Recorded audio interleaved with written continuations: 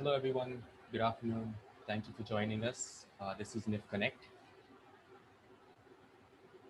and I'd like to start. We are officially starting this edition. This is the 15th edition of NIF Connect.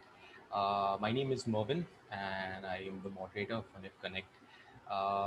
As I mentioned, this is the 15th Connect that we're hosting, and it's been a great ride. Now, the whole story behind for new people who have joined us, because the community is growing extremely. So for the people who have recently joined us, this is their first Connect session. Let me explain a little bit about what Connect is. So initially, Connect is something that was the brainchild of Mr. Shaumaran Dasgupta, the founder of NIF, and he. The whole idea, we sat down and we decided that we want to build a community out of existing NIF users, right? NIF users and partners, customers, other prospective people, and this thing, we had the first Connect, and from there it became a cycle of learning. Became a cycle of learning and teaching, and the community just grew exponentially. There was a lot of requests that we open this up to not just NIF users, but open it up to a larger audience. So that's when the whole idea came out. That we have to bring this out. There's a lot of learning here when it comes to cybersecurity. Many people do a lot of offensive kind of teachings around it, but this is very much defensive. I mean, defensive, I think, is one of the topics that is, you say, it's not nobody shines a light on it as much as possible. So this is our attempt to do that. This is a place for learning. You can be a student. You can be anyone who's a professional, maybe in cybersecurity, and an expert in cybersecurity, or just someone who's just beginning in his career. This is the place for you. This is where you will get to learn about cybersecurity and all of those things that are around it, even technology, right? The technologies that are used. So, this just like to remind everyone, like always, this meeting is being streamed live on YouTube. So go to youtube.com/NIF HQ. That is where you will see us. We're streaming live. And as I see that, the numbers on YouTube are actually spiking, people are spiking over there. So very easy mode of actually joining this informative sessions that we have every month. So great. So if by any chance you get logged off or you're not able to join that, always head to youtube.com/nifhu, and you will be able to view the entire session. You'll also be able to view some of the previous sessions that we've had. So another aspect for the community members is the ability to share your knowledge and become a Connect community hero. Now, all you need to do is, if you have an idea, if you have a topic that you'd like to present in terms of cybersecurity, offensive, defensive, please let us know. The way you can let us know is write to us at connect@nif.it. Okay, and we'll have a detailed conversation about your topic, and we'll go ahead and include you into Connect. It's all about the community members, so it's very important that everyone gets a chance to speak out and maybe share that knowledge that they have. Presenters are assured an Amazon gift voucher worth ₹1,000, so that is the added bonus over there. Yeah, you can join the ranks of our Connect community heroes. As you can see, there are many people who have actually presented. This does not include some of the people from my own team that have actually come and presented. Great people, these gentlemen.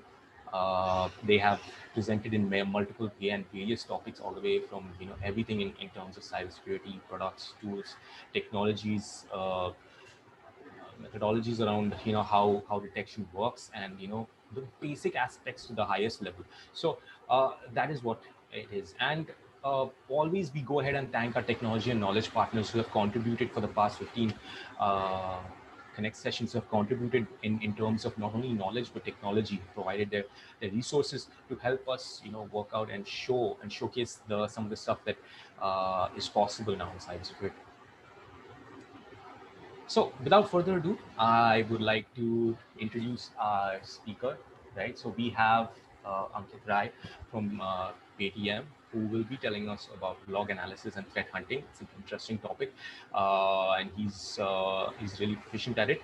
So Just a little bit about Ankit just before we start. So Ankit works for Paytm as a senior cybersecurity consultant, obviously, and he's a cybersecurity professional with 5 years of industry experience in blue teaming, right? And he's a great presenter. He's presented on the international level on subjects everything covering SIEM, log analysis, and threat hunting. So it's a great privilege to have him here, and help us out in and help towards the community. Obviously, he will be joining us as a Connect community hero soon, and his face will be among the many who have presented on Connect. So, without further ado, I'd like to pass it on to Ankit to take it forward.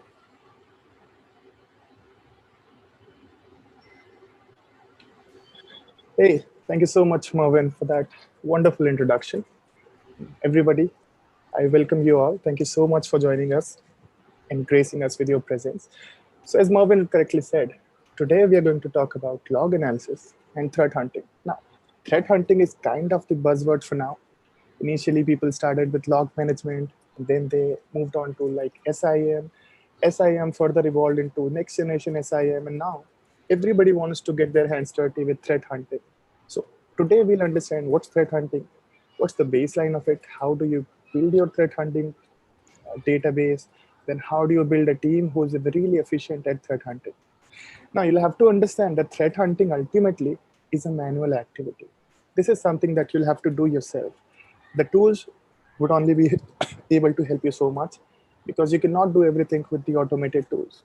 If you are able to do it, then there'll be no need for people like us. Right? So, first things first, I'm going to present my screen. Marvin, if you'll just disconnect your screen. Thank you. I will just quickly present my screen here. Right. Just let me know when it is visible. Then I'll Yes, start. it's It's visible? yes. Okay, great. So let me just, okay. So this is the front page. This is the first page. I sort of tried to come up with a lot of variations of what I should put in the first page. I thought the best to describe what we are going to do today is the cyber kill chain, because anyone and everyone who wants to get started with threat hunting needs to understand the cyber kill chain, right? Because all of our efforts will be put around these steps. How do you find and how do you detect and mitigate all these threats, all these threat vectors which are lurking in your network, which obviously none of the other tools can do for you, right? So this involves a lot of base concept because this is a very high level concept. If you talk about threat hunting, there are a lot of underlying concepts. I know that I have been given very limited time. So due to the lack of time, we are only going to touch on these concepts. Now, the best thing about today's session is we'll only build our bases today. We'll sort of talk about the pillars which hold the building. And in the next sessions, we'll talk about the floors. We'll go all the way to the terrace and then we'll complete the building. Right? So today it will be more like a foundational training or a fundamental level talk. Feel free to ask any questions anytime. If you have any questions, queries, comments on any of these decks, any of these slides, please feel free to raise your voice, right? And we'll be most happy to answer your queries. All right. So with that, I just wanted to make this clear in the first slide that all of these ideas which I'm going to put forward in front of you, or all of these visualizations or the thoughts, these are of my own. I have gathered all of this information through all the practical experience which I have come across in the last 5.5 years in the industry and before that. So yeah, if there's anything which you think is conflicting your current thought process, it's possible. Obviously, there are no standards. When you come into cybersecurity, it's a very wide space, a lot of tangents to talk about, it's a multi-fold dimension, right? So obviously, I cannot cover everything for today. So let's try and get through the log analysis and threat hunting first, and we'll take your questions as they come. All right. So first things first, the agenda. We'll start with the log analysis, log management. That's a point that I have not mentioned here. Then we'll go to threat hunting, definitions, the basic modules. What is it? If this is an alien thing for you right now, do not worry. I am going to try and build a base for you in the next 30 minutes, and then we'll sort of try to build upon it. The pyramid of pain, a very popular sentence or a very popular keyword into the threat hunting, or I would say the blue teaming space. So we'll talk about that. One or two models, types of hunting, from network level, endpoint level, and everything. When I'll be going through the examples, I'll quickly open up a Windows server and I'll show you one or two free tools. So I'll also show you how you can do certain things at a very basic level, very granular level, and then you can build your kingdom around it. Right.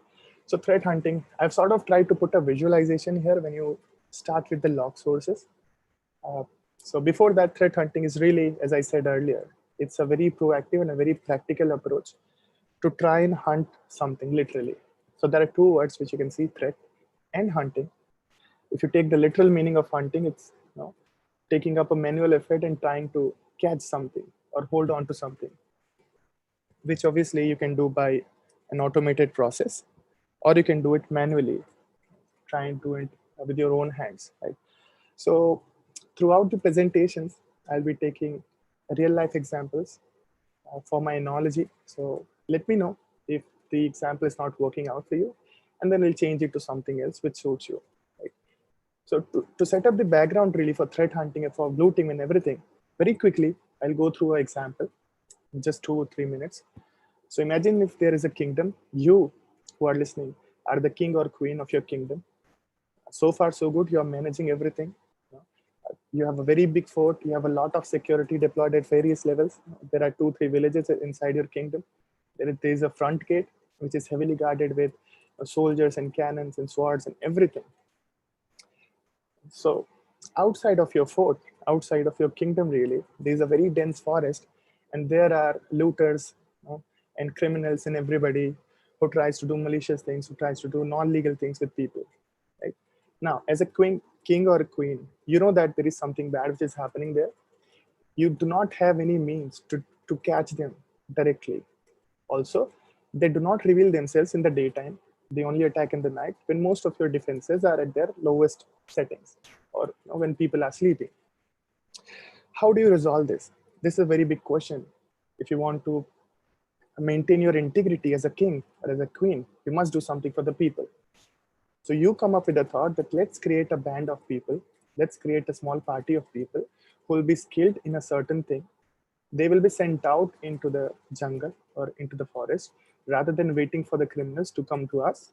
We are going to the criminals, and they'll be skilled in hunting them, catching them. They'll know the place inside out. They'll know where to look, what to look for, and ultimately they'll find all those bad people who are trying to uh, work with us at the guerrilla warfare technique, right? So who are less in numbers but not revealing themselves directly. So this is how the guerrilla warfare works. So then it starts working out for you, and then you find out the people who are not directly accessible for you because they had their own way of hiding themselves. Now, if you have understood this example, you might have understood the threat hunting concept really. So this is what threat hunting really is. You have all your tools and technologies which are working in the most fantabulous manner. You have IDS, IPS, next generation firewalls. You have SIEM, you have EDR. Everybody is working just fine at their own level, but they can only do so much. They can only do searching on the basis of the patterns which you create, or on the basis of the rules which are imported, right? So all the knowledge base which is already there, already known to the mankind, they'll be imported in the tool and they'll be working out for you. What if people have gotten smarter on the other side and customizing their malwares, right? So once they customize their malware, you will have no way to hunt them or even see them operating through your traditional approach, which is a rule-based detection, right? Or a report-based detection. That is where threat hunting really comes into the play. So yeah, based on this, we'll try to build our concepts to the next levels. So let's take a visual very quickly. Also, I've just pinned a resource here. If you take a look at the bottom left, I have just put a hyperlink here, which is read more here. If you click onto it, this presentation will be distributed post this presentation. So if you click on this link, it will take you to a blog where you can read in detail about threat hunting, at least theoretically, right? Yeah. So log sources are the endpoints, could be a printer, could be an access pointer, could be a firewall, could be a Windows server, anything which generates logs. So we know everything generates a log. So an entity inside an organization is a log source. What you can do at the most basic level is the local log analysis. Let's say if you have a Windows server, you open up the event viewer, export the logs maybe in the Excel format, try to make some pivots, try to see what's happening on your endpoint. It can only take you so far, right? What if you want to scale it to hundreds of thousands of servers and try to do some pattern matching or pattern searching? It will be a very big process. It will be a Herculean task to do it. That is why local log analysis is not enough. You go on to the next step. You deploy a SIEM, which is a better solution compared to local log analysis, because SIEM is a central point where you can call in all your logs from all the endpoints across organization, across the globe, right? After that, you can create your rules, you can create your reports, you can do your searching, and everybody is happy. But what if the logs aren't enough into the SIEM based on the license or the performance or any other reason? There aren't enough logs in your SIEM, because then comes a relative question: how much logging is enough for a secure solution? So this is a very open-ended question, a very relative question. For people who are starting with, let's say, SIEM, they want to be involved into the security logs or the authentication logs or the audit trails. As and when they move forward to mature their SIEM, they want to have application logs. They want to consume the DNS logs, which are very verbose, right? So there's a limitation to SIEM as well. As you can see, I have pointed a right direction arrow, which takes SIEM to incident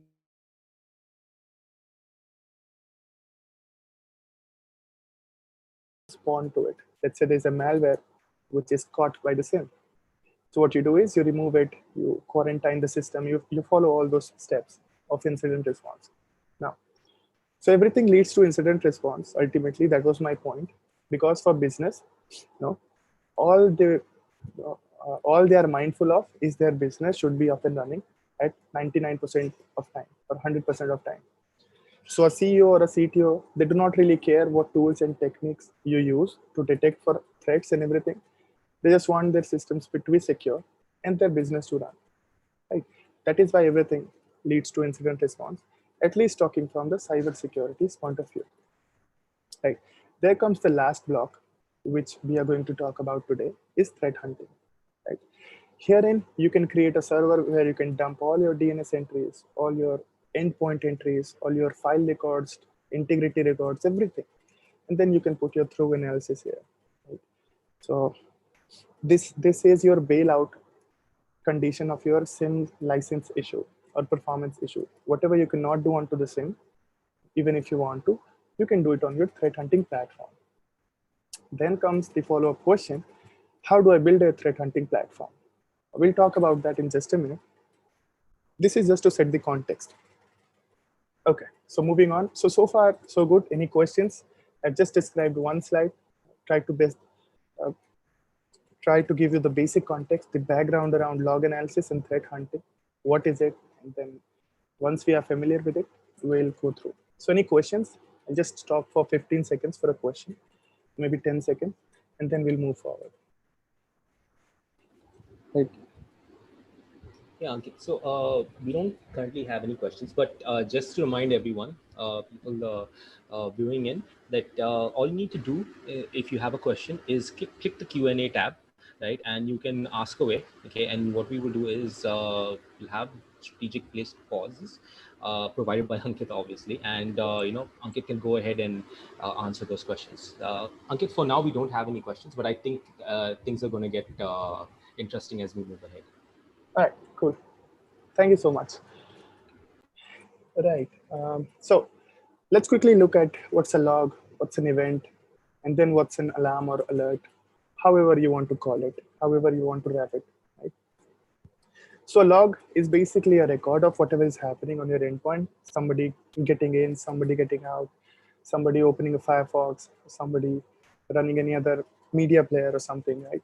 There'll be an event, there'll be a log, right? So let's say Ankit logged in the computer at 9 a.m. today. So this will be a log. What's an event? Basically the same thing. The only difference is the suspicion level or the amount of suspicion that is built around the log. And it is interesting enough for an analyst to look into, it becomes an event which is different from log. So technically they're the same thing, so do not get confused. The terminology is different to give you a more contextualized view of what is happening in your organization. So rule of thumb, uh, only 10% or 5% of logs go on to become event. Okay, so let's say if you have 100 logs, 100 entries in a day on your organization, so only 5 or 10 are expected to become event. Right? If there are 50, 60 events coming in from your 100 logs, that means a lot of fine tuning is needed. On the other side, if only 1 or 2 events are occurring every 100 on every 100 logs, that means there is room for creating new rules and new pattern matching. So this is how you can measure how your SIEM or how your log analysis platform is doing in your network. I've just taken a snap from a tool called Signify. So yeah, you can see the innermost rectangle shows you an event, and then there is an incident, which is event, and then there is an issue, which is the alarm, right? So something going up, going down, that's fine. Something going up and down frequently in short time of frame, that becomes an event. That is now suspicious. It is more important. As I have put an example here to exemplify the concept, log is someone logging to a system. Event is login failures, but 5 times back-to-back login failures in shorter time. That's an event. And then an issue would be, or an alarm would be, you create a rule that, fine, if there are 5 consecutive failures in 2 minutes or 1 minute maybe, coming in from Windows environment or Linux environment, then give me a notification, and then I would look into it. Why is it happening? Because it is not normal. It's not expected to behave that way.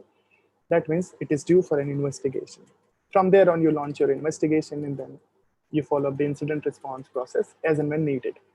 So that is about log analysis. Now, this is really important. I need you guys to put more attention to it, to log analysis, because this will be our basis of threat hunting. Threat hunting is nothing but customized log analysis, doing log analysis on custom or tailored events. That's it. Right. Any questions on logs and events and what is the difference? At present, we don't have any questions, but there is a request from Sumit Srivastava. He mentions that the read more link on the previous slide does not work.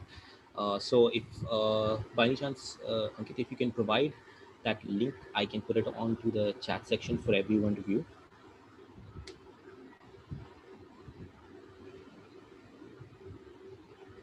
Ankit, can you hear me?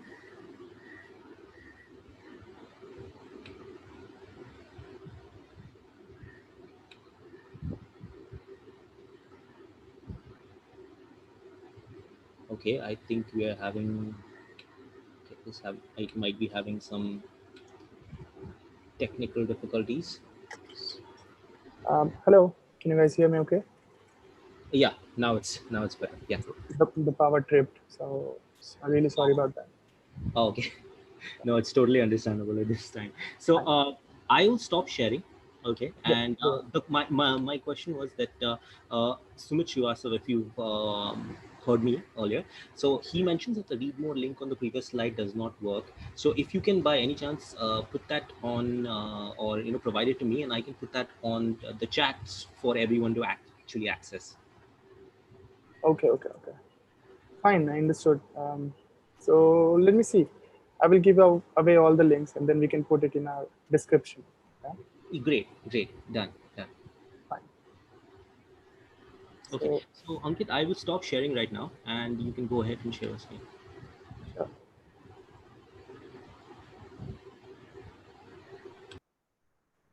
Okay, the screen should come up right now. Yes. Okay, so we were discussing about logs and events and the difference between them. How do I differentiate and everything? So let's go back.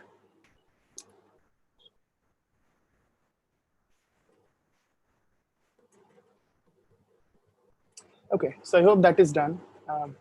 Next, let's talk about two open source tools or free tools coming in from Microsoft.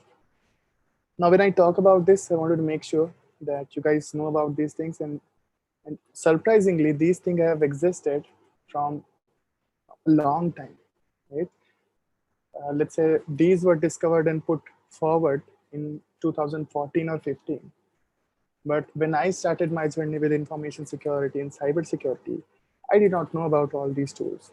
And I did not know that these were so powerful, so power packed, and then yet come for free. Okay.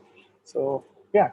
Uh, so, I wanted to talk about Sysmon in particular. These are system internals, a tool set rather, which has a lot of utilities. Everything is free. And all these are so small, they are just 2-3 MBs in size. So, you can go ahead and install it on your endpoint and start testing with it, start building your use cases around them, how you can do something with it. So these are very helpful in investigating something inside of an environment. Only talking about the Windows environment here, but yeah, these are mighty useful. Sysmon or System Monitor, as it stands, is a Windows system service. What it does, it simply enhances the logging. Okay, it simply enhances the logging level of your system. It gives you more detailed or more granular view into what is happening on your system. Somebody created a file, somebody launched an application, somebody logged in, logged out, or whatever. You'll have a detailed view of it. So this is so powerful that if you run PowerShell, if you go to google.com, or if you try to ping facebook.com, in an events, it was not possible to see everything coming in from the PowerShell environment. But yeah, if you have Sysmon, you'll have all those events coming in. That this application was triggered. You'll also see from where it was triggered, what is the integrity of that, how does that correlate with virus total. So you can do all those fantastic things. Use it along with Process Explorer to put a greater effect into your analysis. Process Explorer will tell you more about the processes, the child, the parent processes, the integrity of them. You can take out their hashes and you can compare that hash to all the hashes which are put forward by the major antivirus systems. And then you can get a reputation out of it. Is this a bad binary or is this a good or okay binary? You can also see a lot of other details like who has published this binary, right? Who's the creator of it and everything. So this is where I will show you something. This will be a very short demonstration towards the end. Okay, in the meantime, let's talk about another important aspect. Now, so just to remind you guys, this is a short session. So I'll not be covering everything in detail. We are not going to drill down into all of these because MITRE attack matrix itself is a ocean of knowledge. It's huge. And if I start to talk about it, if I start to talk about the TTPs in all these levels, it will take me 60, 70, or 80 minutes just to describe this matrix. So we are going to do it in the next sessions. We are planning to do it in the next session. This is where I said that this will merely work as a building block or as the pillars. Once we are good with the foundation, we can build your skyscrapers on top of it. Right. So this framework is a comprehensive matrix, as you can see on your right. And this is where the first screen comes into picture, the first screen of my presentation where I just put forward a picture of the kill chain. Right? If you know that well enough, now you can understand that here. If you go from left to right, the first columns everywhere is the step of the kill chain. Like initial access, the first thing, execution is the second thing, and then so on and so forth. As the malware starts its journey onto an endpoint, it starts to unfold itself, start to take commands and do everything else, which is malicious. You can find more and more behavioral inputs from this matrix. So you can use this matrix to a very, very good effect. If you know about the malware, if you know about its TTPs, the work of the malware is as good as done because you can put custom blocks in your organization which are engineered specifically for that malware. Even if you do not have a standard rule, now you can create a custom rule which will block the malware from executing. So you are that much more secure against that malware compared to other organizations as well. This is why threat hunting is necessary. This is why people should start with a little bit of threat hunting in their environment, be it a very basic level threat hunting, very preliminary based level. But yeah, we should get going with it at least. just to get the flavor out of it. Right, so this is hugely beneficial not only for the red teamers but threat hunters, the blue teamers, the defenders, everybody, because this gives you insight into what a malware can do at each steps. So you can either build your malware after reading this, or you can catch a lot of malwares after reading this. You can do both. It is divided, or it is focused on different levels. Enterprise matrix is a different thing. Mobile matrix and the cloud matrix are different things, which are focused on mobile and cloud respectively. What we are looking at is the enterprise matrix.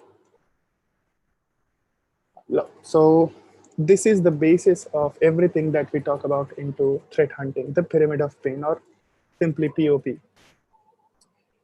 Somebody in 2005 came up with this pyramid, or with this layered architecture, where they can put up some words and then describe them, how an adversary is affected with our efforts. So this is the map which relates the defenders, people who are proactively trying to defend an organization with respect to their efforts, and how much it will affect the other side, the hackers. So we all know that the hashes are something which are there in abundance, which are very trivial. And that also goes out to show that this is something that is not very effective or not mighty effective when it comes to blocking a malware. Simply because if you block one hash, they will change the file or the content of the file, and the hash will change. And nowadays, people are going towards fileless malwares. No file means no hash to begin with. Even if there is a file dumped on a system, if it's a polymorphic program, so hashing is the last thing that you want to consider, because every time a new trash line is added or removed from that program, the hash will change, and the existing hash will be of no use, right?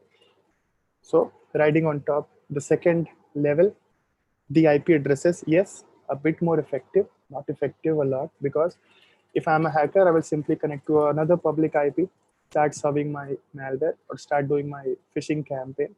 And then every day I come up with a new public IP. I use Tor, I use VPNs. There are a lot of methods to devoid of this uh, security measuring platform. Right? So IP addresses, again, is not something which is very effective if you're looking to defeat the malwares and defeat the hackers. Hashes and IP addresses do not come to your rescue at the highest level. Yes, they're effective, but not allowed. So coming on to the domain names, yes, if the malware has got a domain from where they are dropping their malware onto the endpoints, blocking that domain or that CNC server is good, but then they will have a lot of CNC servers working for them, depending upon the quality of the malware, and then how big of an empire they have, right? Also, if they have DGA, domain generation algorithms, so they'll keep on generating new domains, and that will also go down the line, right? Network host artifacts. Now we are getting into something interesting. Network can host artifacts which are relevant to a particular malware. You block them, and now you're starting to annoy the hacker as it's written here. Now you're starting to put up some challenge to him, right?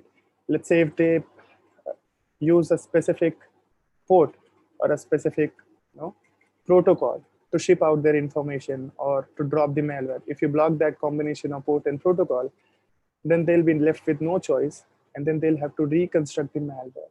Yeah. So that is where you can be a little more effective. Tools used by the malwares. Let's say a lot of malwares use Mimicards, right? Which is a very popular tool coming out of, uh, let's say you can have it on the Kali Linux, right? You can also download it independently. It is used for password guessing, password spraying, password dumping, password cracking, and all those things. So yeah, a lot of APTs use this tool as a part of their campaign. If you block that tool, that particular malware family is as good as done. They'll have to come up with a new plan, a new idea. They'll have to build the malware from scratch, which uses a different tool. See, so see how this is affecting the malware, and see how this is benefiting you. And that is why everybody is talking about the TTPs. And that is why TTPs is the buzzword right now. Because everybody is done with the hashes and IP address. Nobody wants to block them. Yeah, this is all old. So the days when IOC is helped is long gone, right? The IOC is helped up to a certain point. Hashes and IP addresses do come in handy, but if you really want to block a particular campaign, which also is a 0 day or which is relatively new, so people are still researching into the malware, looking into the binary at the stack level. So there is time until when the hashes and IP addresses will be available. What do you do till then? Do you wait for the adversaries for the night to come to your kingdom and crash the party? Or do you actually have it what it takes and build an army, or build a small troop, and then send them into the forest? This is the question. And this is where threat hunting comes into the picture. So yeah, any questions on pyramid of pain or previous concepts which I have touched, the free or open source tools from Microsoft, or the difference between or among log, event, and alert? Any questions around them? Anything which you did not understand, which did not make sense, which you think is something I should not speak about? So please feel free to drop in your questions. One of my colleagues will take it up. Yeah, Ankit. So at present, we don't seem to have any questions. But Great. I'll just remind everyone that the Q&A tab is present. All questions are good. So please click the Q&A tab, even if it's a doubt about something, or if you would like uh, something be explained further. We can definitely do that. Right. Thank you, Mervin, for the note. And also, adding on to Mervin's note, uh, please be very mindful that this is for your own good. This is for your own benefit. People who are listening, people who are watching us, people who are hearing us. Now, me and my friends who are the presenters here, we already know a little bit of these things. That is why we are explaining these, right? This is for your understanding. If there's something that bugs you, something that does not fits into your current thought process, so immediately go ahead and type your question. Could be anything as silly as what is the meaning of pain, or what is the spelling of pain again. I think I have something else in my mind. It could be anything, right? No question is bad. No question is silly. And this is for your own benefit. The more you ask, the more you learn. This is what I have heard so far. So that is why we are trying to get something out of you guys. Now, usually when I present these, you know, articles on threat huntings, or like the deck which I'm talking about right now, people ask me these questions again and again. That what you talk about is so good, so relevant.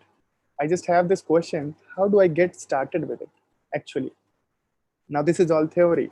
I know this is all good. It sounds. This is visually very good. This is grammatically correct, and then your English and everything is very good.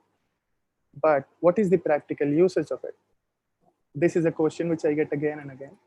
And then I say that once we have finished with building the foundations, maybe we can look into the practicals. The second thing is, if there were enough practicals available around threat hunting, we would not be talking about it in the first place, right? So as simple as that.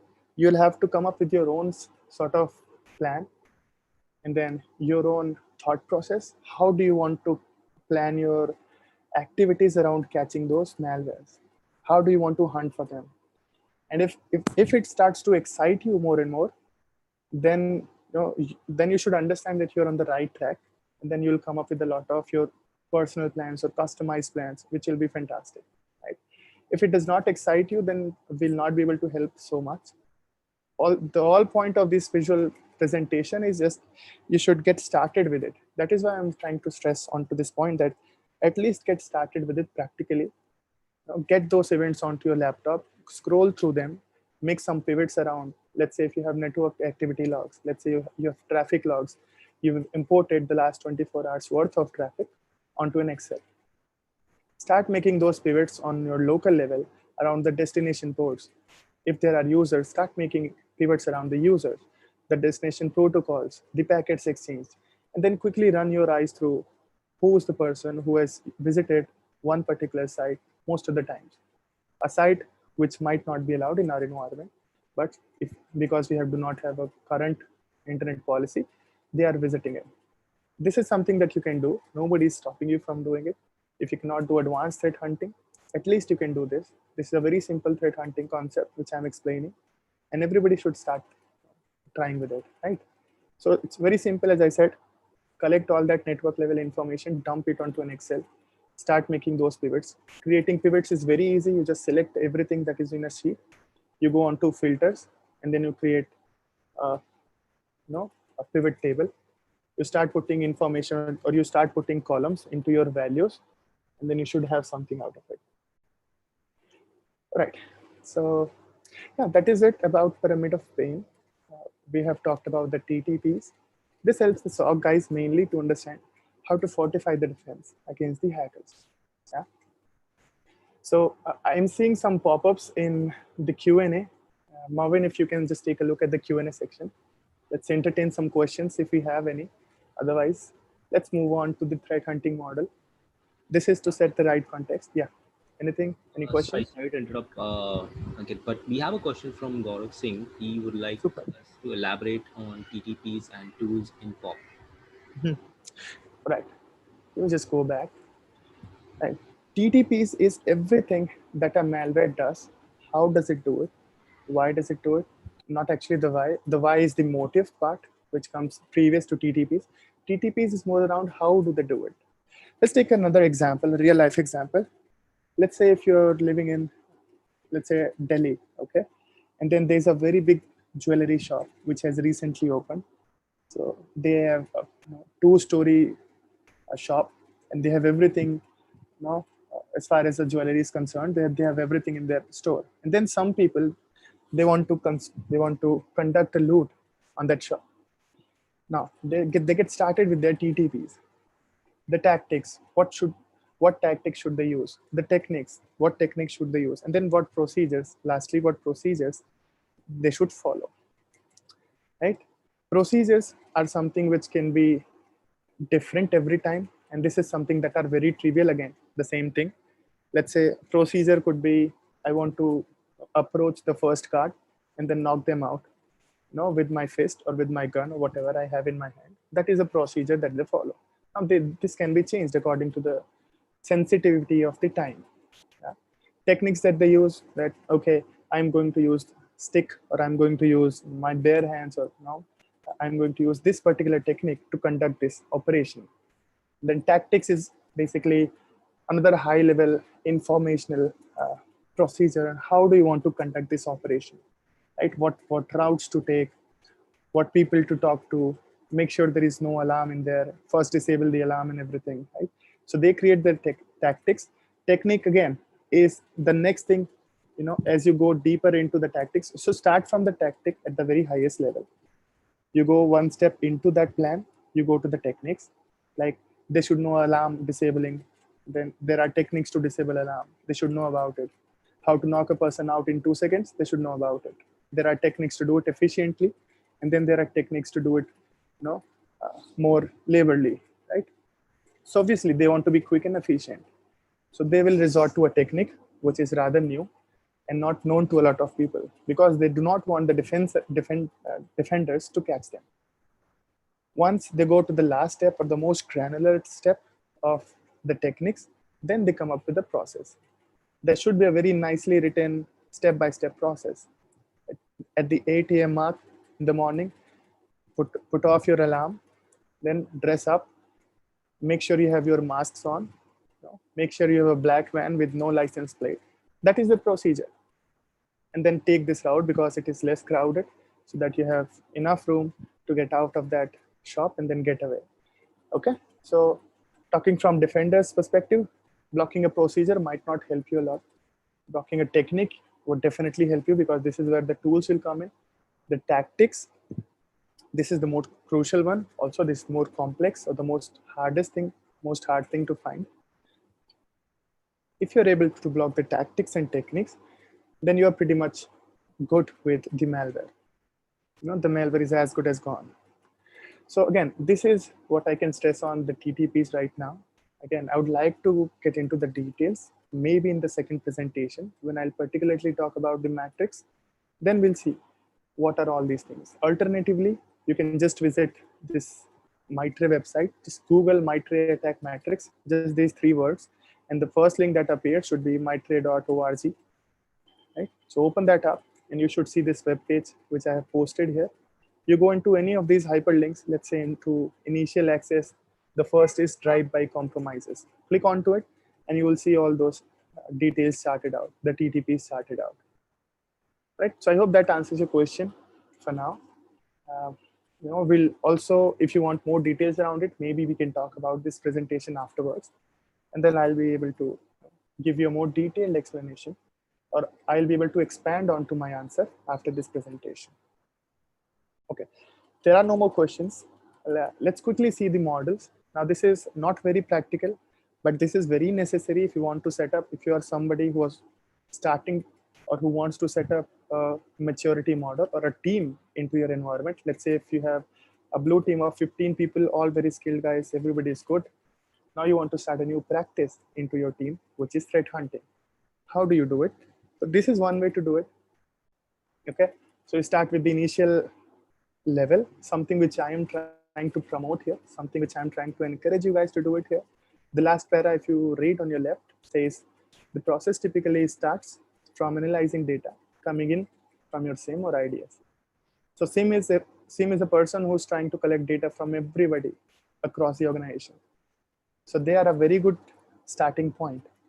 So take a dump out of that SIEM for the last 24 hours, do a manual analysis of what you think is anomalous and what is not, according to you. Yeah. Your view should differ from SIEM because SIEM is already blocking something or alerting something on the basis of the alerts of the rule setup. Again, take out something out of the IDS because IDS anyway is not set up to block something. It will only detect them. It would say, hey, I think something is fishy, and then you should take a look into it. Right? So put your head into that situation and then take out all these events coming in into your IDS and getting detected by various rules, and then chart them into Excel. Again, start making those pivots because pivots are a very good way to visualize a lot of data. And also this is your escape way if you're not familiar with Python a lot, if you do not know a lot of scripting, then pivoting would help you a lot. So a guy like me who's not expert with Python, I heavily depend on the pivots and other visualization tools inside of Excel, which usually help me up to a very good point, right? But if you are somebody who's very good with Python, you can use Paytm to construct your visualizations. Again, Paytm gives you more customized views, but yeah, Excel itself is pretty much enough if you wanted to start with this thing. Okay, so start with the initial phase, then you go to the minimal, procedural, all the way to the leading. The leading phase is something which will take a lot of time, also a lot of skill to get to, because at that point of time, you are typically an expert into threat hunting, or if you have a team, those guys are expert in threat hunting.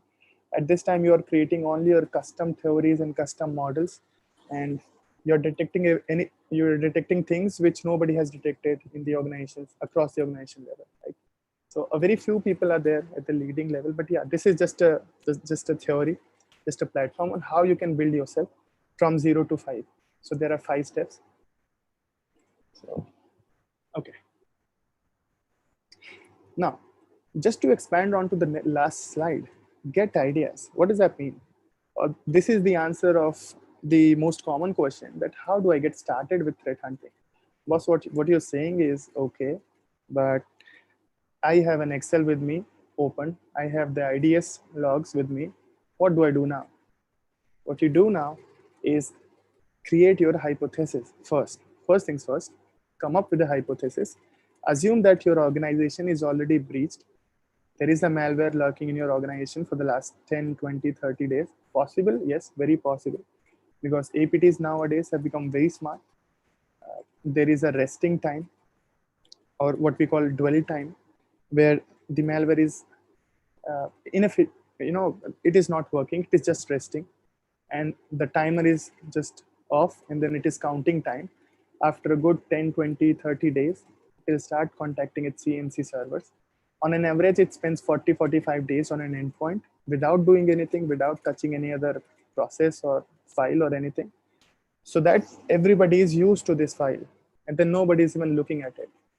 Once you have developed enough confidence into, okay, this file is not malicious or benign, then they start executing their commands, right? So first build your hypothesis that my let's say there is a new malware 28 at the global level. So malware 28, by the way, is a Russian malware, which is also called polar bear, which has been widely used for the last 2 years. And it has a very big family of malwares. It has been used to breach a lot of companies in Southeast Asia and some part in Europe. So as I'm quoting this example, let's say if you build your hypothesis around it. Now, take a very new malware in your case, but yeah, I'm just giving you an example.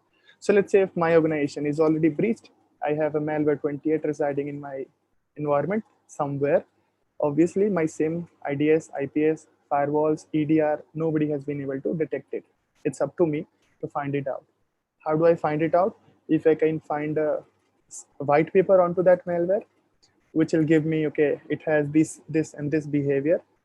Once it is installed in a system, it starts making changes to the registry. At the stack level, maybe you see certain things. It occupies certain memory pointer and something like that. So I start reading about it more and more. That is where I get ideas about how I can search for it. Now, if somebody has walked on the road, they must have left their footprint somewhere, unless they have also stolen it, right? So start making your hypothesis around the breach, and then the investigation parts come into the picture. That can be done via tools or other techniques. You can also do it manually. The most basic way, again, as I said, is the Excel, right? Excel is the most efficient way. If you have limited data, if at the point when you have more than 10 or 12 MB of data or 10 or 12 MB of file, try to split it into smaller files, otherwise might not open into your Excel. So Excel, I know that Excel's capability is limited, but yeah, this is just to give you a taste on how you can get started with manual analysis. So this is all like log analysis, which sort of builds into threat hunting eventually. So after investigation, you should uncover some new patterns and TTPs. Once you do it, you report it to your SIM and everybody so that you have a formal rule into place. Next time something like that comes up, you have an automated process. The rule will trigger. The response is already set to do certain things, that block this malware or remove it or quarantine this system, something, right? After that, once you are done, you start with a new hypothesis. So the 2 pointers which I have put in here, the first pointer is why this loop is necessary. This loop is followed to avoid one-off. What's one-off? One-off actually means a one-time activity, something which you do just once. Let's say you have a breach and then your manager calls in and says that I want to find out what else this malware has touched. So what you'll do is essentially threat hunting. You'll just do it once because you're doing it on ad hoc purpose when it's needed. As soon as you change it to a regular activity or a continuous activity, there is your threat hunting formally placed, right? So the loop is followed to avoid one-off. The goal is to loop through the loop as quickly as possible, okay? So you have to go through this process again and again. As I said, as soon as, so there could be two things coming out of at the fourth point. Either you'll find some new patterns against your hypothesis or you'll not. If you'll not find something, that does not mean that you have not followed the process or you have not done threat hunting. Threat hunting does not result into finding some malware every time, right? They'll give me two distinguished outcomes. One, you have found something fantastic, go ahead, report it. Second, you did not find anything, that means you're safe. That is why it's a win-win situation and people are adopting it. So once you have followed everything here, not found anything, great, start making a new hypothesis. Just Google top 10 threats as of today, or top 10 malwares as of today, or most recent malwares as of today. Take out one malware, take your pick on the list, and then start building your case around it. This is how you start your threat hunting. And that is why this slide is very important, which says get ideas. So focus on getting ideas. I know it's very hard to start getting ideas right now if you're not used to it. That is why I'm saying that start making that effort. Start utilizing, start analyzing the logs at the most basic level, at the most local level. Right. Types of threat hunting. This is where we have come into the examples. A very simple script, very simple. No, this is a PowerShell script. This is an XML file, I believe, yeah, which goes out to the internet and then downloads two executables or two binaries. If you take a look at the longest line, which says string new object system net web client, I have taped the destination website, the first part of the destination website, which is obviously a CNC server. So it calls in or it drops cranberry.exe and logic.exe. These are the two executables which are dropped. This is a coin miner. Okay. So once this script is executed, so this is, as you can see, is a post request, goes out to the internet, goes out to the public website, and then requests for two objects and then downloads them. Also, it will put them into temporary. It's not shown here, but yeah, we'll put them into temporary and execute it from there. Once it is executed, you'll have coin miner running on your system, and you definitely not know about it because it does not create a lot of noise. It just creates its environment at a certain place in your environment, starts running itself. It starts consuming some resource. Yes, you might get into trouble sometime, but yeah, mostly this will not harm your system. So you're not expected to see this. Okay. Why did I take this example? Just to give 4 pointers for you from where you can start your journey into threat hunting. I've given the example of CV 2017. I know it's a old malware, but still works for you. It still works for our case. Okay. This is to deliver the miner into a server or an endpoint, and it will start mining, right? What you can see from this picture is there should be an abnormal network activity. I will explain in the next slide how it's an abnormal network activity. There's a malicious or unauthorized PowerShell script or usage of PowerShell at least, right? We'll go into the next slide to see that as well. Processes and binaries. Now this is where you can see this slide in general, that Cranberry and Logic must dwell onto your system somewhere because they are downloaded. Even if they are not executed, they must reside onto your system. So if you'll basically search for a file called Cranberry or Logic, if you find a match, that means you find the malware potentially, right? A lot of other ways, like if you have downloaded cranberry.exe, which you know is a malware, simply renamed it cmd.exe, that does not cover you. Why? Because the signature will not be there, which is from Microsoft. The signature will still be from somebody else, right? So yeah, a lot of ways to detect a malware onto a system, a lot of manual ways, which I know. There could be a lot of others, right? So first things first, if the executable, which seems legitimate, like cmd.exe or host.exe or explorer.exe or IE Explorer, any other thing, which is executing from temp or app data or local or user, they should be flagged as suspicious. The point is, all these binaries which are legitimate coming in from Microsoft, they're not supposed to run from user environment, right? So anything which is running from temp or under user downloads or user documents or user images or anywhere, they should be termed malicious if they have the name something like CMD. The default location is C program file system32, and then there is the etc drivers. Inside the drivers are all those system drivers, right? If a system driver is running from TMP, it does not make any sense. So that is where I'm coming to the last point, unusual behavior of application usage. Let's say if there's an application which generally does not take a lot of CPU, and now it is taking a lot of CPU and memory, that might be an indicator that this is something which is not legitimate. And this is where I will again quote the example of Sysmon and process monitor and all those things. Okay, so next things. This is like, these are all gems for blue teamers, especially for the SIM people. I have scoured through some websites. I've gone through a lot of documentation to find out these events, which are very relevant when it comes to searching for some particular data in your SIM. In bold, I have put some explanation to them, what they mean and how they are relevant. So I'm not going to go through all of these. Take me some time. I'm just not trying to read everything on the screen. But yeah, for example, if there is a policy change, the fourth item which you see, or the fourth row, if you see, event ID 4793 and so far onwards, they respond to policy change. What they mean to you is, you can look for who did what.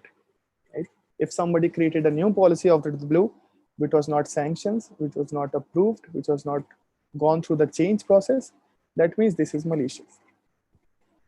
Coming down to the second last event, event ID 4698, new scheduled task up, or I've just written it SCH task. So it's scheduled task. Whenever there is a new scheduled task up, it's worth looking into, because this is how the malwares set their routines on how frequent they want to go to the CMC server, how frequent they want to pull the information, or when do you want one. Let's say if there's a coin miner, it can set up a routine that only after 2 in the morning till 3 in the morning I want to mine, because I want to evade all the detections. I know my efficiency would be lesser, but I will evade the, I will live to see another day to mine something more out of the server, right? So they work on that policy, and that is why new scheduled task is very relevant to you. The last one, a local new user created. If you have a central authentication system set up like an Active Directory or any other directory, then this becomes highly relevant. Nobody should be able to create a local account unless approved from the management, unless have proper approval and everything. So yeah, so this is how it will help you create a list out of it, take out these events and take out a report for the last 24 hours of, let's say, the first item, login failure reasons. There's a particular reason which ends with 6A. So it starts with 0x0000 and then 6A or 6D, which means is failed password. This can indicate a password spray attack. Okay, somebody is trying to use a lot of passwords for one user or multiple users. They will end up giving you a lot of 4625s. So you can simply take out a list of all the 4625s in the last 24 hours, and you will immediately see all those people who are, whose password is not working. Either their credential has expired, or they are logged out of their system, or there is somebody who's trying to actively brute force into the system. So that could lead to 3 situations. If you clear out the first 2, you should be able to find the malware, and then you can trace that malware to its origin from there. So all of these are nothing but starting points for you. Start your hunting with the very, very basic event IDs and everything. Yeah, because if somebody has done something in your environment, it does not matter how smart they are. As long as you have auditing enabled, you should be able to catch them. Just have to take a look at more and more data. Now spend more time in front of the computer, but invariable of all those things, you should be able to catch them. Now, generally, I also talk about the auditing policies, because a lot of things in this list would not appear in your SIEM by default, right? So some people might complain that I do not see 4688, which is new process created, which is understandable, because every time you, let me take an example here, that if you open up Chrome, a 4688 will appear in your computer. A new process is created, that's fine. Every time you open a new tab in your Chrome, this process will come up, or this event will be registered. So now you can see that this is very verbose, very troubling for the logging purpose, right? So let's say if you open 10 tabs, you close 10 tabs, again open 5 tabs, there are 15 events for one application. What you're doing is simply opening a new tab and closing it. So that is why it's very verbose in nature.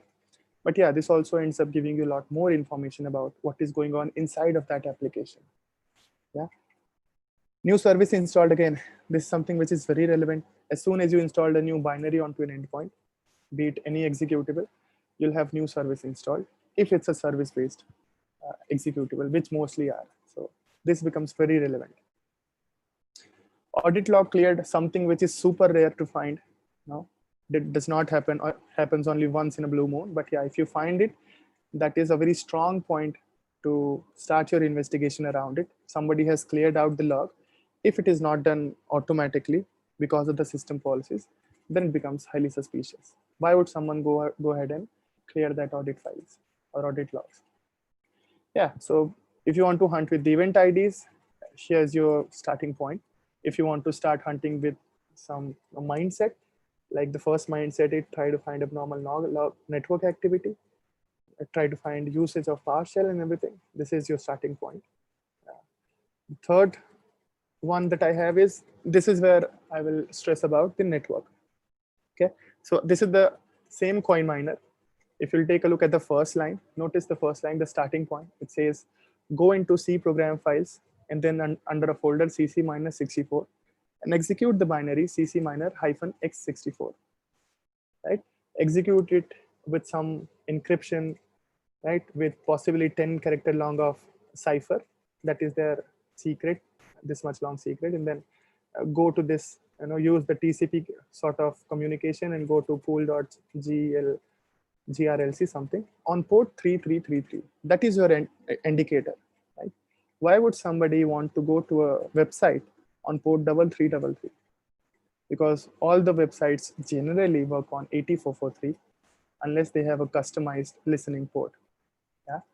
If it's on in the internet, it makes no sense to work them on a customized ports. If you have an internal application which is hosted on 8080 or 8090, I don't care. It's not that relevant because it's an internal application, right? If something is on the internet and if something is running over the web and not running on port 8443, then you should start looking into it. What is going outside and what is coming in from that website. That is how you can hunt into your network layer. And this information is super easy to find. You can take a look at your firewall logs, dump everything in an Excel again. I know that I've been repeating it a lot of times, but yeah, this is how I try to do things. So it works out for me very well. Hunting on the host, again, look for the PowerShell argument, which you can get from Sysmon, or if you have an EDR, all the better. It gives you the command line output of whatever is being run through PowerShell or command prompt. In my case, in this example, if the PowerShell had CC minor in their argument, that means that something bad is happening. I know it for sure, right? So just giving you example of CC minor, again, the same vulnerability, 2017. So yeah, this is the malware. This is how you catch them. You can see that the connection here is established. Something is pulled. As you can see, a lot of yes. If you just go towards the end, you can see 4 yes or 5 yeses. Okay? So something is happening here. So let's not go into the detail, but yeah, this is just to give you more and more ideas around how you can get started with your hunting, both on the network and host level. If you have an EDR, it will be mighty helpful in your host hunting.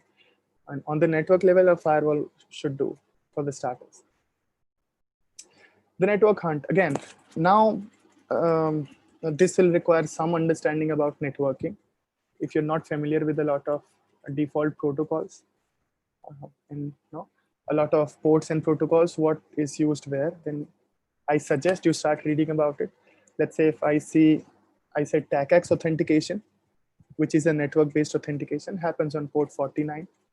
Let's say if I say Kerberos authentication in Windows happens on port 88. LDAP works on 389. LDAP-S works on 636. So you should know these ports because all of these are used for specific purposes. But if I see HTTP protocol or if I see something going on to the internet on port 49, makes no sense. Why would a web communication take a destination port of TACAX? And why not 8443? Unless I have a strong reason, I want to suspect it. Let's take a look at Cozy Bear or Cozy Duke, which again is the family of the APT28 malware. Okay, so they spread out a lot of information on ports varying from 21 to 995. See, all of this is going on to the internet, just not on port 443. Now, if you're able to find something like this, see how helpful it will be for your organization and for your anomaly, for your analysis, right? So you can see that TLS is being used. Something is encrypted and sent out to the internet, just not on 443. Why is that? Now you should begin to think. Now, what I've written there is the combination of 4 things: common ports, common protocols, and then custom ports and custom protocols. Okay, common ports are something which I described, like port 25 for email, 21 for FTP, 80 for HTTP, something like that. And then common protocols are HTTP, DNS, TCP, Kerberos. All these are very common. And then there are custom ports and custom protocols, like 4444. Guys who have worked with Metasploit know that this is the default listening port for Metasploit. If a reverse shell is created, if a backdoor is created, the information is sent to the hacker on 4444. So this is the default port. If the hacker is very fairly new, they have not changed the default port, it's very likely that the malware would not last for a lot of time, right? Because people know about it on the blue team side. So this is a non-standard port or an uncommon port. Or let's say take an example of torrent. Torrent works on 6969 to contact the peers. This is a very famous port. I'm just quoting. I was doing a hunting for torrents. So I started off with these things, the most common thing. There's a range from 6961 to 6969. All of these ports are variably used for the torrenting activities. Right? Why is this public? Because torrent is not malicious all the times. That is why all this information is very public. So you can gain from this information, start building your use case again. So the idea is to look for something which is being happening into your network and also being going unnoticed. Okay. The second example, the fake rat uses a modified SSL to transmit data. And if I go to the, okay, so I have not included another slide, which I have included in the previous presentations. People have come up with a customized TLS implementation or SSL implementation. But what happens is most of the times that cipher suite is very small. The length of the cipher is very small. So if you have something which can decipher it, there are high chances that you are able to decipher it. Just take an output of one packet and then run your decipher over it. If you're able to do it, you can decipher the complete conversation, put it into Wireshark, right click onto the packets, follow the TCP stream. You should be able to see what is being requested through GET or what is being posted, and all those things, right? So you can see all of that. So that is poor TLS implementation, which is followed by the hackers because they do not expect the blue teamers to even take a look into the TLS implementation. Once they have encrypted it through their customized TLS, they say that we are pretty much safe because people, as soon as they see TLS, they say that fine, this is encrypted. I'm not able to do anything out of it. Not true. If you can take a look at the cipher, the length of that cipher, and if it varies from the standards like 128 or 256, that means that this is something which is malicious. That is straight away an indicator. So yeah, a lot of indicators for you guys on the network level, on the host level, on the TCP level, on the application level. So you can start playing with the data you have. There is a lot of data already running through your environment. Nobody's stopping you from taking a copy, putting it into an Excel or any other analysis platform, and then going through it. So with that, we come to the end of our presentation. It was a short presentation, I know. I want to give you guys some quick pointers on how you can get started, get your hands dirty with those analysis. And then if you want to do something else, something more advanced, something more customized, maybe we can have another session and then we can talk about it. So Marvin, can you just check if there's a question? I just saw a pop-up here. Right. Yes. Yes, So go ahead. we have three questions. One from Sumit Srivastava. So he asks, other than IP addresses, domains, hashes, what else should be included in the IOCs to be included as part of threat monitoring to make it more effective? Okay. Monitoring is one thing, right? And then threat hunting is another. Monitoring is towards more traditional approach, the more conventional approach. You are leaning towards the SIEM, which is also very effective, I know.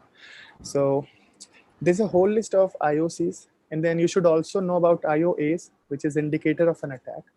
Okay, slightly different from IOCs. I would also recommend that you read about CVSS and CWSS. CVSS, I know that a lot of people know about it.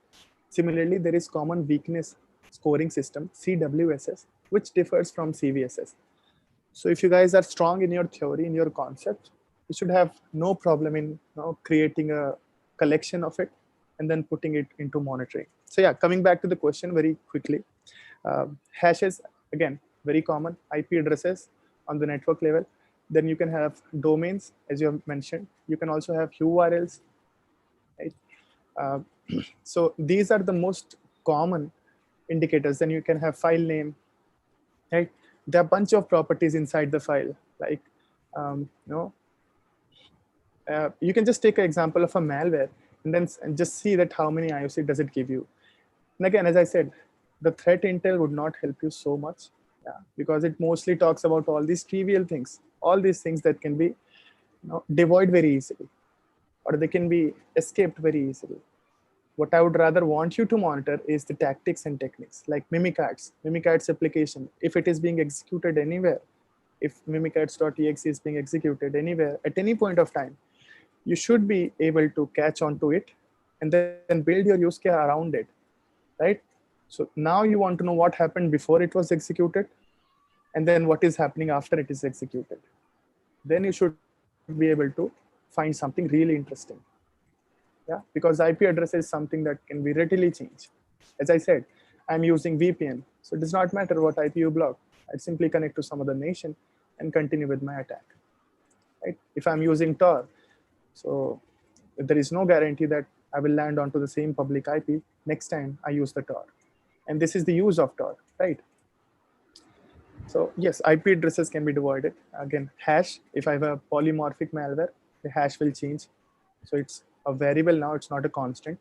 But yeah, there are other things which are constant, like how they execute what they do it. The list of their CNC servers, if you can get it, it's very effective. The domains that it uses, the URLs that it uses. Then you go to the more something which is a lot, an attacker puts them a lot near and dear, something like what tactics they use, what executables they use as part of their execution and all those things.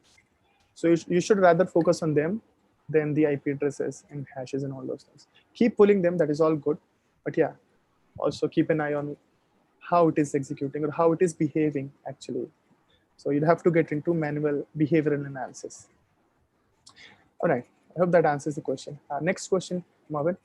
Yeah. The another question just from Sumit is that for ransomware specifically, what extra precautions can be taken in terms of monitoring it, in terms of specific log sources inclusion to detect it much earlier, and at what stage of the kill chain should it be detectable? Okay. It's a very open-ended question. I'd want to go through it. There are a few pointers in my mind. So something which comes on top of my mind is how much logging do you want to do? How much logging are you capable of doing?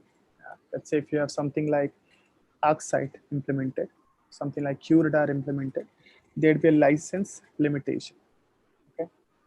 If you have some other tool like NIF is again a very good tool, Splunk, things which are sort of ingesting the big data, right?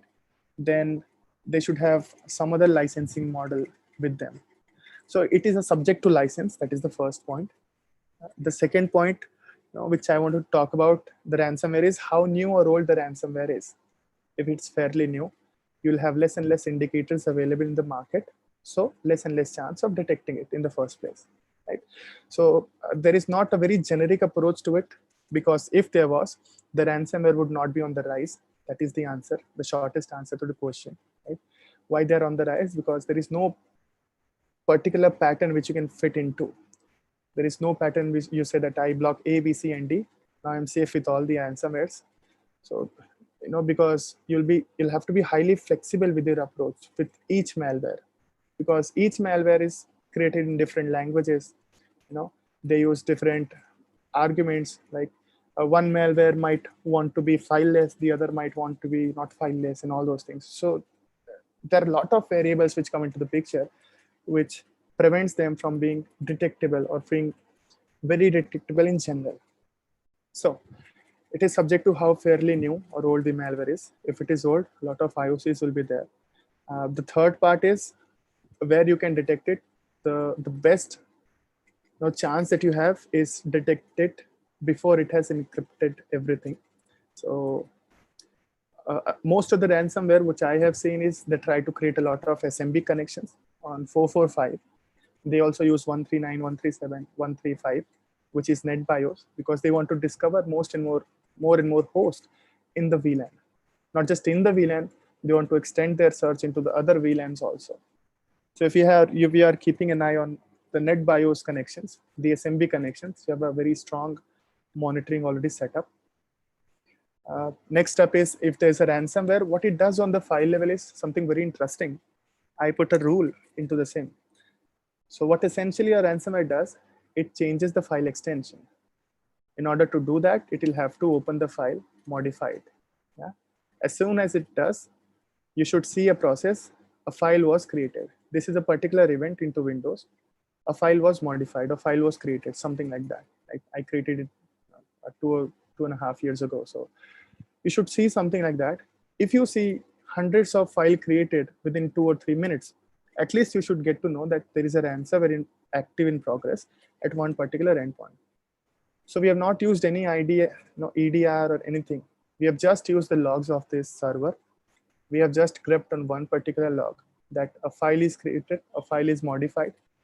Okay, and we have grouped them. If I see hundreds of files modified in 2 minutes, that means, or 1 minute, because that's all it will take the ransomware to encrypt everything. At least you can restrict that malware to that endpoint. Immediately disconnect it to the LAN, obviously, orphan it, so that it is not able to reach out to other members of that VLAN. That is the first thing that you can do.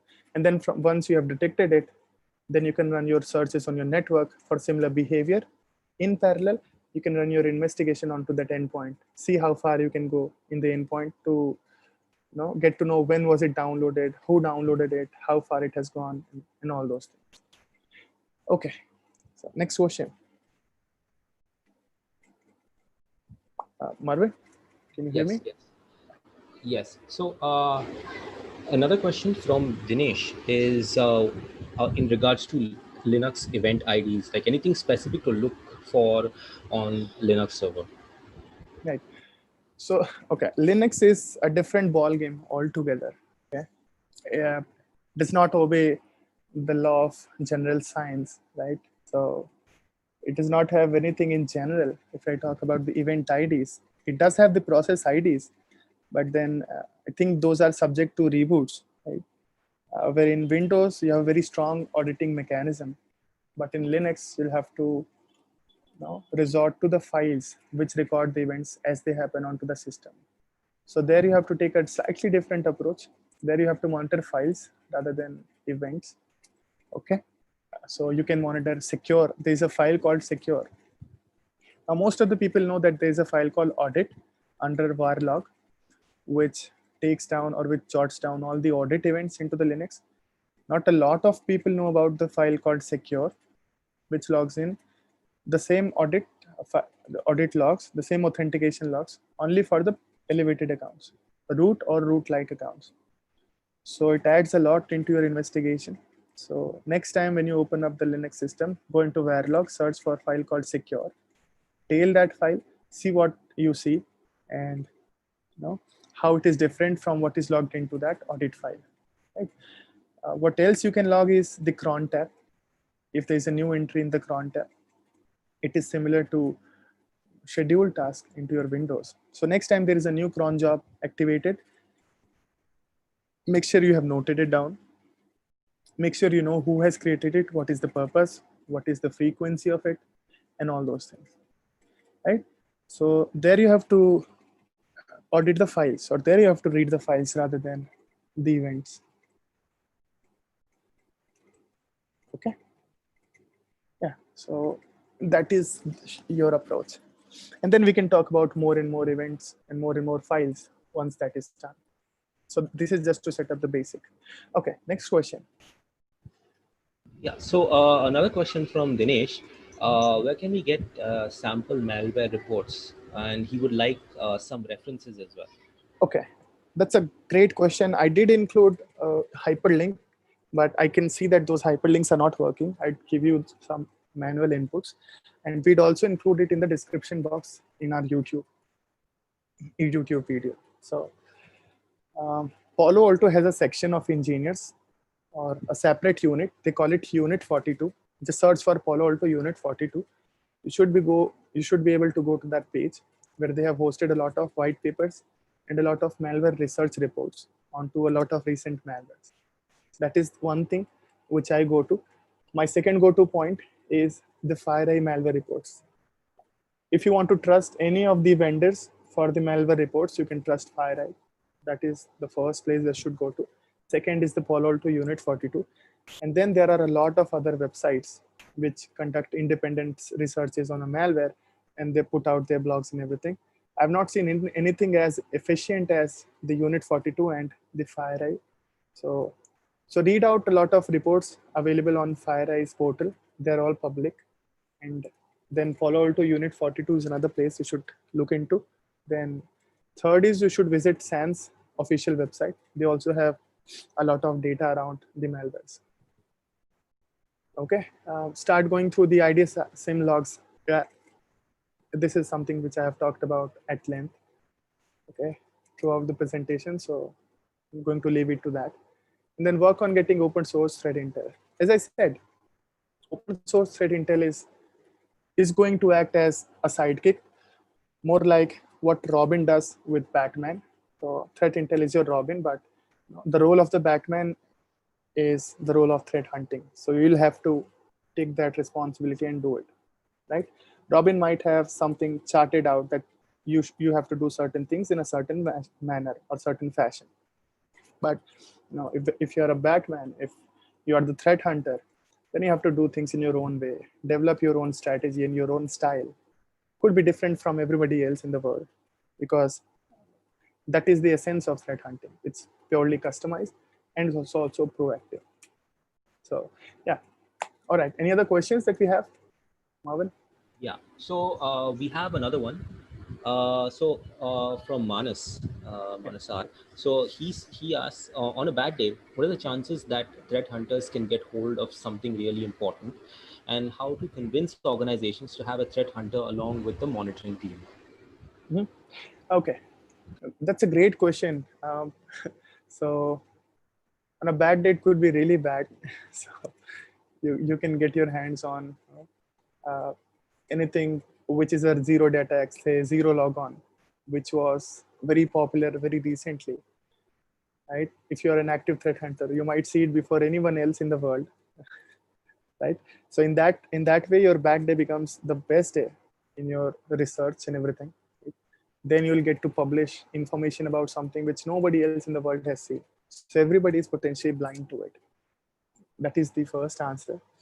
How do you convince your management? I don't know actually, because no, anything, if it's new in nature, people at the management level or the managerial level are a little resistant about it. They say that we already have all these things set up. We have our SIM going on. We have our incident response going on. What is the need of threat hunting all of a sudden? Now, it depends on your relationship with the manager, also your position in the organization. If you're a L1 or an analyst, you might be dismissed fairly quickly. If you're a manager, there might be some weight into what you're going to talk about. So even if you're an analyst, you should put this word through to the manager, and then you can quote the example of the kingdom. I've seen that it's very effective. I have given this, or I've quoted this example a lot of times to a lot of people while explaining it formally as well, right? So there comes the question that, do you want to wait for the malwares to come to you and then try to see what you can do on best effort basis? Or do you want to create some team at no extra cost, basically, in the starting? So make sure that you involve these keywords like, there will be no extra cost, sir. And then what we'll be doing is going to highly benefit our cause. And then we might find something which nobody else is going to find. Make sure you have talked from the business perspective. That will have them going. Yeah? It will develop a lot of interest in the manager's view, right? So you can quote this example that, do you want to wait for the malware to come to you and then see what you can do? Or do you want to go into the malware's kingdom and then try to catch them? Okay. All right. Any other questions? Yes, we have another one from Smith. He mentions, won't open source TI lead to more false positives? Would you recommend any specific open source threat intel? Okay. And that is why I was saying that it is very trivial. Yeah, so it's the same thing. Because it's trivial, it's available in abundance. That is why it's more prone to being a false positive, right? Maltigo is a tool which has two versions. One is community edition, one is free edition. premium edition. So grab that community edition, install it onto a Windows server or an endpoint, and then you can pull a lot of threat intel into that. It will not only pull a lot of information for you, it will also contextualize it. It will connect the dots and show you the bigger picture. So I'm giving you one step ahead. No? I'm giving an answer which is one step ahead on threat intel. So if it's available for free, if it is public, it's not matter what vendor you go to. Everybody will have the same information, right? So yeah, it's like if you are in a class and if it's the most easy question, everybody would have the same answer, right? So there is no intelligence in that. Everybody knows. So if you go to in a class where people are of 6 standard, and if you'll ask what's 2 plus 2, everybody will have that answer. There is no real intelligence. Why? Because this is fairly easy to guess, fairly easy to answer, and then information is available publicly. But if you go into class which is filled with 6 standard people and you ask a theorem in the 7th standard, not a lot of people will be able to answer. But those who are proactive, who are also reading things from the next class, they should be able to talk something about it, if not everything, right? That is my point. And that is where there are two types of threat intel available, premium and free. CrowdStrike is one thing which I'll highly recommend. It comes at a cost, but it is the best intel that you're going to get. The second best is your X-Force Premium. There is X-Force Free and Premium. Free is not very worthy of your attention, right? In free, there is Alien Vault, okay? There is Passive Total, there is Risk IQ, there is Squirrel. There is a lot of vendors which collect a lot of TIs and then sort them and then give it to you. They all look very good visually. They're not worth a lot. So if you can manage a premium threat intel, it should benefit your cause a lot. But that comes with a cost, obviously. So yeah. Okay. Next. So we have a question from Dinesh. Any inputs on hidden malware under under an JPEG, PNG, or MP4? Oh, nice. So yeah, what we are talking about is now steganography, right? It's very hard. First of all, it's very hard to detect something which is hidden inside of something. But it's the same thing, as I said, the fundamentals remain the same as long as you are looking at everything through the glasses. What that means is if you have auditing enabled in your endpoint, which is noting everything down, there is a very good chance that you'll see something happening proactively. It's not matter if you hide your malware behind a photo or a video or a sound clip or anything else. As long as it is getting executed, it will invariably go out to the CNC servers. It will try to pull the dropper or the malware. It will try to create the backdoor. So from there on, the story is the same. Yes, you would be able to ship it into the systems. You have a very good way to ship it inside. Fine, you'll be able to evade that, but not afterwards. Once you start executing the steps, and we know that the malware is not going to execute in one go. Most of the malwares are split into two binaries. The first binary, and the sole purpose of that is to just beacon. Just stay there, complete the dwell time, and then try to beacon in every now and then so that the server knows that I have an active endpoint here. Right. After some time, it drops another binary, which is the dropper malware. That is the actual malware. So you still have a very good chance of detecting all those. Yes, they'll be able to evade the first level of detection, but not afterwards. But yeah, steganography is the best way to hide something and then get it passed through. Again, you can also see it there. See, there are ways to detect everything if you know something about it. If there is a malware residing behind a JPEG, obviously the file size will increase. That is your indicator there. Now then it goes down to the size of the malware itself. So, but yeah, that could be one indicator. Right, fine. There could be other indicators as well. If it, as long as it's a JPEG, it will not get executed. It will have to change the extension somewhere. As long as it's changed, then this is the second indicator. Right, Marvin. Any questions?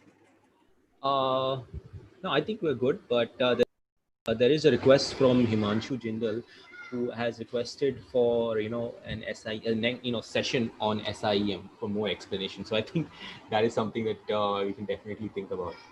Right, great. Right, towards the end, I thought only Sumit is there with us because we were having questions from him on the text. Feels great uh, to be accompanied with a lot of people. I hope that this session were helpful. This was brought to you by the team of NIF. So everybody has worked hard.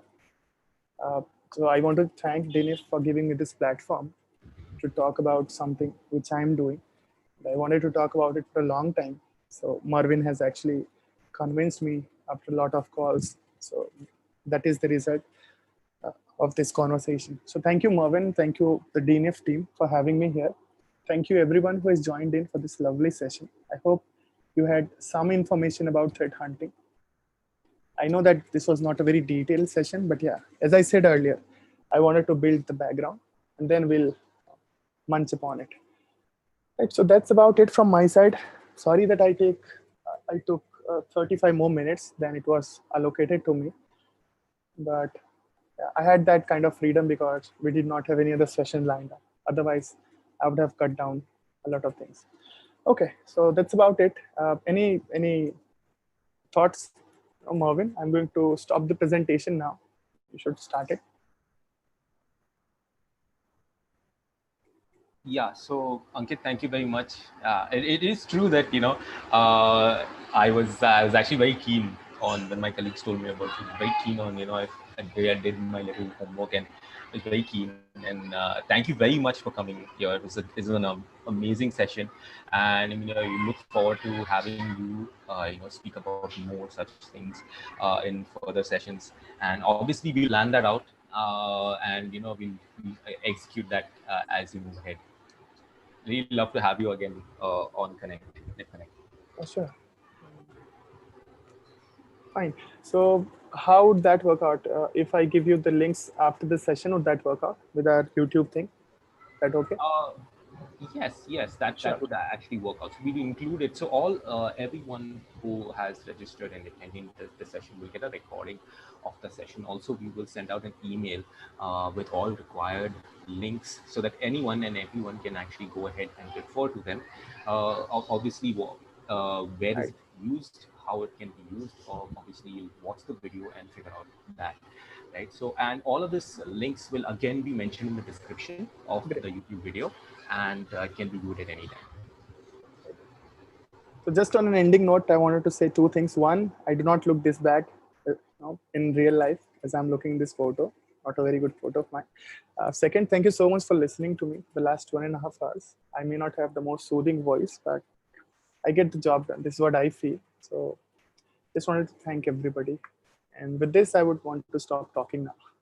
So Mervin, over to you. Okay, Ankit. I think you're being too humble. You're too humble and modest, but yeah, great. And by the way, it's my bad in regards to the image. Okay, the design team, I gave them the image. I should have given the other image that she provided me. But yeah, obviously, just listen to Ankit, and yeah, he's quite a handsome, dashing man. Yeah. So with that being said, just uh, about the community itself. So, the entire aspect of NIF Connect and building the community is we basically sharing knowledge with many cybersecurity warriors out there, right? Many people who are like Ankit, like many of our previous speakers, and who are into cybersecurity and like to share that wisdom and share that knowledge that they have received, right? So it's very simple. If you'd like to come on to Connect, and present on a topic, just mail us at connect@nif.it. If you have a question or if you have something in relation, and maybe Connect is too far distanced, so you can write to us at forum.nif.it, wherein like-minded community members or cybersecurity or warriors come there, ask their questions, answer questions. There's a lot of activity happening over there with the communities. Please go and do that. So as I mentioned, you share your knowledge with us. You share your knowledge. You become a Connect community hero, and you will receive an Amazon gift voucher worth 1,000 rupees. It's very simple. Just write to us. Tell us what you do. Tell us what the topic is. We'll have a detailed discussion about it, and then we'll see how that moves forward. This being said, I'd like to end once again thanking Ankit Rai, for his time, for his effort that he's taken. We definitely will be working on some more content with Ankit as promised, and really appreciate his time. Really appreciate the effort he has taken with this session. Obviously, the past few days has been very hectic for him, but he's somehow managed to rustle up everything and get everything in place. So really appreciate that. Thank you very much. Uh, that being said, I would like to focus on the facts that we're all dealing with. So please, don't be a couch potato. Eat right, work out, stay active, stay healthy. That's very important in this point in time, right? Very, very important. So this is one of the things that I speak about.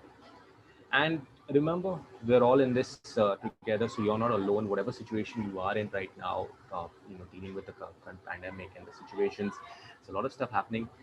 You're not alone. Everyone is in this. Be kind, be caring, be compassionate to your people around you, and that is what get us through these days. It'll help us see through these days. So, with that being said, I'd like to sign off. My name is Morvin Marks. This was the 13th NIF Connect, and hope to see you for the future Connect. Thank you very much. You have a great evening.